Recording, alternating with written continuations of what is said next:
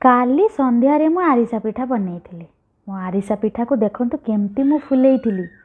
अरे सांग माने ए पिठार जंताण मु करिनी, मो सासुमा करिकी पठेइथिले। आज स्वामींकर सैंडविच खाइबा को भारी मन हैला, हेले घरे चीज नथिला। बिना चीज रे सैंडविच बनैदिली। आरिसा पिठार तेल झड़ी गला परे ताकू गोटे डबारे रखिली, हेले अधिक दिन धरी खाई हबो बोली भाबिली।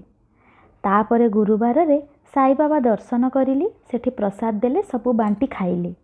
साई बाबा को दर्शन रे मन पूरा खुशी हो गला, कहीं ना ए बेंगलोर रे वर्षा पाई साई बाबा को दर्शन करी हेउ नथिला।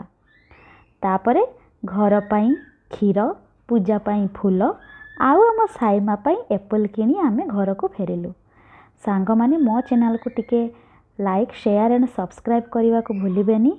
रहुची। जय जगन्नाथ। नमस्कार।